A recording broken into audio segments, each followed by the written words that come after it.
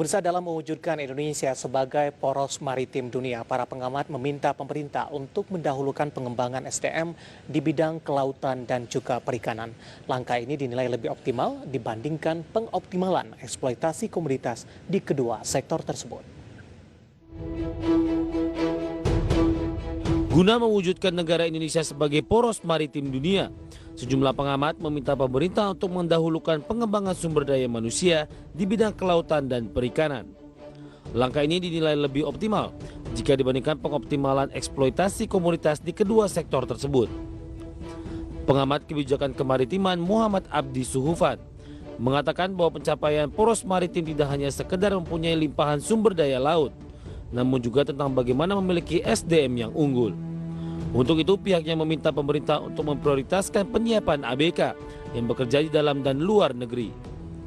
Seperti diketahui, saat ini pengembangan sumber daya manusia di bidang kelautan tidak perlu untuk mengirimkan calon anak buah kapal ke luar negeri, namun cukup dengan menyiapkan lembaga pendidikan di dalam negeri agar dapat tercipta SDM yang kompetitif dan berprestasi.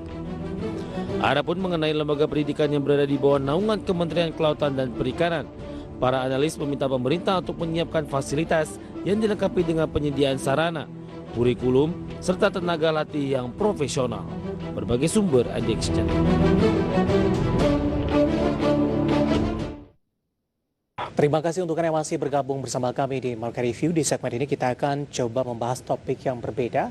Apa kabar program Indonesia Poros Maritim Dunia? Saat ini kami sudah terhubung melalui via Zoom bersama dengan Bapak Ibrahim Khalilur Rahman yang merupakan Head of Samudra Indonesia Research Initiative atau disingkat dengan SIRI. Kita akan langsung sapa saja. Pak Ibrahim, apa kabar Pak? Alhamdulillah baik Mas David. Terima kasih Selamat Pak siang. Ibrahim sudah meluangkan waktu di IDX Channel. Pak Ibrahim, topiknya adalah apa kabar program Indonesia Poros Maritim Dunia? Ada tanda tanya di sana. Mulai dicetuskan, bagaimana Anda melihat perkembangan program ini sampai sejauh ini? Apakah mental begitu saja, Pak?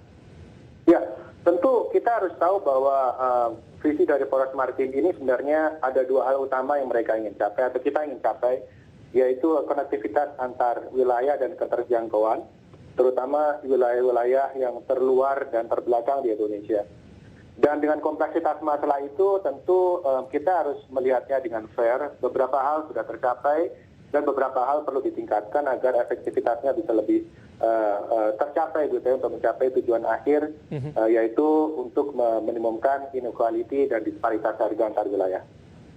Gaungnya dalam beberapa waktu terakhir kurang begitu bergema, Pak Ibrahim. Bagaimana Anda melihat kondisi ini? Sebenarnya kalau dari sisi kita sebagai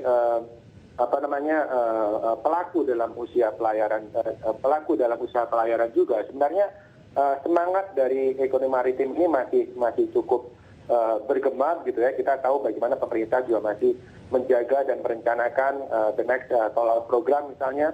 Kita tahu juga pemerintah sedang aktif-aktifnya untuk membangun beberapa infrastruktur pendukung, Port Kuala Tanjung misalnya, atau Port Patimban yang sedang akan direncanakan dibangun. Kita juga tahu bagaimana pemerintah cukup serius juga untuk bisa cope dengan ratifikasi dari International Maritime Organization tentang IMO standar. Jadi sebenarnya semua ongoing, tapi memang problem di Indonesia tentu lintas stakeholders, very complex dan dinamik, yang itu kemudian mungkin dari luar kelihatan kita tidak move forward dengan secepat yang kita harapkan sebelumnya. Baik, dari pandangan Anda Pak Ibrahim, bagaimana realisasinya sampai sejauh ini Pak?